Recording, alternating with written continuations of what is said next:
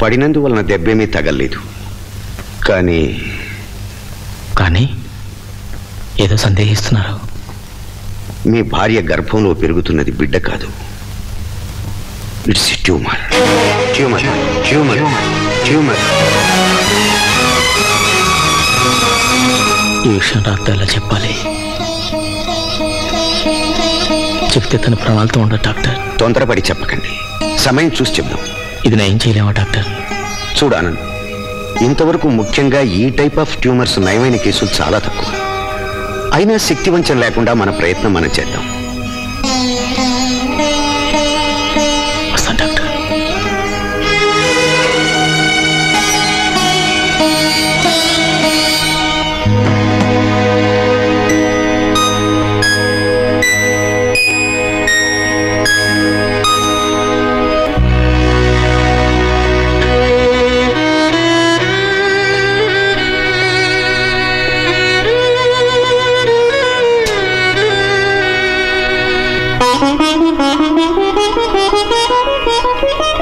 ఏమండి? ఏమిటి రాధా? అబ్బాయి గారు ఇంత సీరియస్గా ఆలోచిస్తున్నారంటే ఖచ్చితంగా పుట్టపోయే బాబు గురించేనమాట. కరెక్టేనా?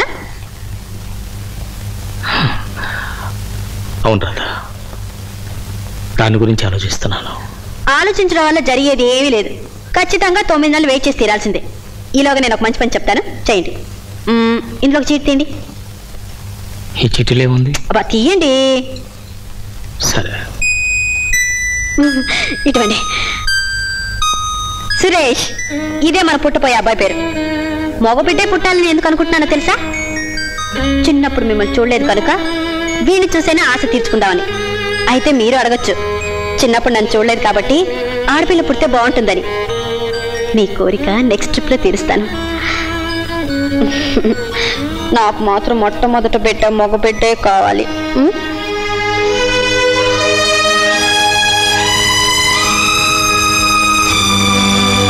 Hello mister Anand, a good news for you. What's? మీ మిస్సెస్ కేసు లాగే హైదరాబాదులో ఒక ఆమెకు గర్భంలో ట్యూమర్ పెరిగితే అక్కడ ఒక డాక్టర్ ఆపరేషన్ చేశారు. అది విజయవంతమైంది. ఆమె కులాసాగా ఉంది. నిజమా డాక్టర్?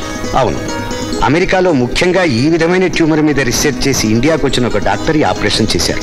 ఆ డాక్టర్ నాకు బాగా తెలుసు. నేను ఒక లెటర్ ఇస్తాను. మీ భార్యను తీసుకుని మీరు హైదరాబాద్ వెళ్ళండి. Thank you doctor.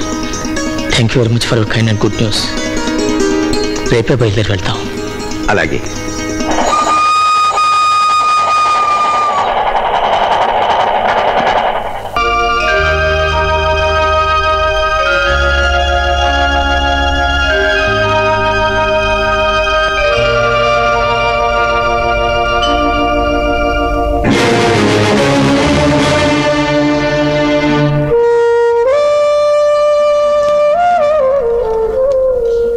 ఏం రాశారు డాక్టర్ అంకుల్? తల్లిగా పోయే నన్ను పసిపిల్లలా చూసుకోమని రాశారా? మా ఆయనతో కూడా అంకుల్ అలాగే చెప్పుంటారు. ఎందుకంటే మా వారు నేను నెల తప్పినప్పటి నుంచి నన్ను నెల పిల్లగానే చూసుకుంటున్నారు.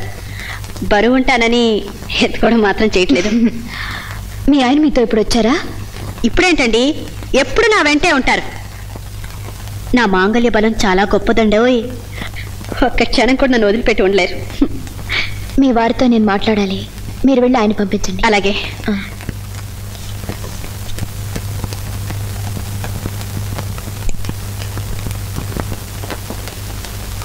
డాక్టర్ గారు ఏమన్నారు? మిమ్మల్ని లోపలికి రమ్మన్నారు. కూర్చో.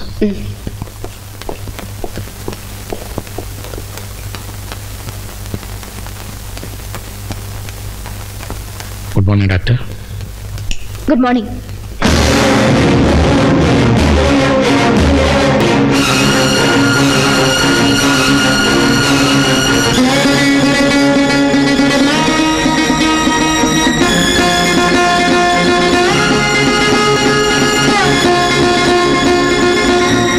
ఆగండి. ఒకప్పుడు ఇలా మౌనంగా వెళ్ళిపోయి ఒక కన్నెపిల్ల జీవితానికి తీరని అన్యాయం చేశారు. మళ్ళీ ఇలా మౌనంగా వెళ్ళిపోతే మీరు కట్టుకున్న మనిషి బ్రతుకు కూడా అన్యాయం అయిపోతుంది. వెళ్ళిపోతారా?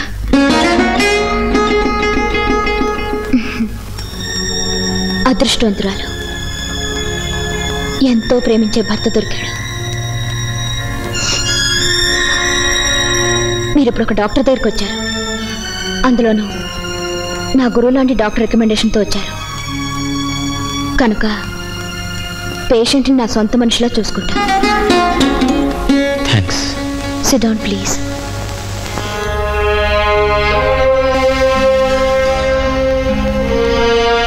మంచితనము మంచి రూపము రెండూ కలిసి ఉన్న అమ్మాయి పాపం. ఎవరో చేసిన పాపానికి ఆమెను శిక్షిస్తున్నాడు దేవుడు.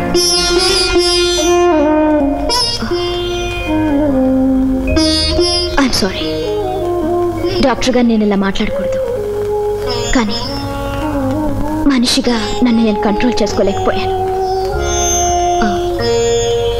ఎక్స్రేలన్నీ పరీక్షించాను. ఆమెకు ఆపరేషన్ చేయక తప్పదు. చెయ్యాలంటే ఆమెకు జబ్బు గురించి చెప్పక తప్పదు. నాకు తెలుసు మీ ఆందోళన ఏమిటో. నిజం తెలిస్తే ఆమె ఏమవుతుందో అనేగా మీ భయం.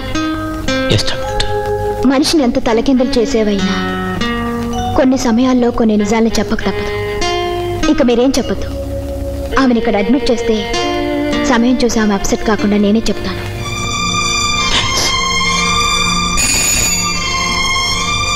వీరి భార్యని స్పెషల్ వార్డులో అడ్మిట్ చేయండి. yes doctor. Thanks a lot.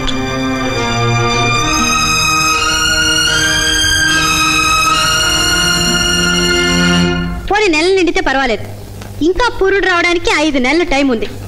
ఇప్పుడే ఇక్కడ తీసుకొచ్చి చేర్చడం ఎందుకండి? అది కాదు రాధ, పురుడు వచ్చేవారు నువ్వు ఇక్కడ ఉండాల్సిన అవసరం లేదు. ఇక్కడ వారం రోజులు ఉంటే డాక్టర్ రోజు ఎగ్జామిన్ చేస్తారు, మెడిసిన్స్ ఇస్తారు, అది తీసుకుని మనం వెళ్ళిపోవచ్చు. That's all. ఓహో, నేను ఇక్కడ చేరడం మంచిదని మీరు అభిప్రాయపడ్డారా లేక డాక్టర్ అమ్మ అభిప్రాయపడిందా? ఏ అలా అడుగుతున్నావు? డాక్టర్ అమ్మ అభిప్రాయం అదే అయితే తప్పకుండా ఒప్పుకొని తీరాల్సిందే. అవునండి, డాక్టర్ గారు వయసుకు చిన్నదానిలా కనిపించినా చాలా తెలివిగలదనుకుంటాను.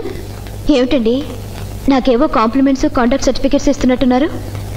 అవన్నీ ఇస్తే మీరు వేసే ఇంజెక్షన్ కాస్త మెల్లిగా నొప్పి లేకుండా వేస్తారని.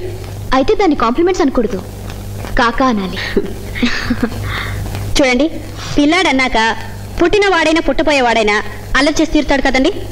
అలాగే నా కడుపులో ఉన్న వాడికి ఏమి తోచగా బోర్ కొట్టి కాళ్ళు చేతులు కాస్త అలా కదిపాడు అనుకోండి, అప్పుడు నొప్పి రావడం సహజం కదండి. అంత మాత్రం నేను కంగారు పడి కింద మీద అయిపోతే ఎలా చెప్పండి?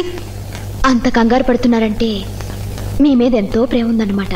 సర్లేండి, కట్టుకున్న వాడికి పెళ్ళ మీద కాకపోతే ఇంకెవరి మీద ఉంటుంది? ఒకవేళ ఉన్నా కట్టుకుంది ఊరుకుంటుందా? అది సరే కానండి, మీరు పెళ్లి చేసుకోవడానికి కారణం ఏమిటి?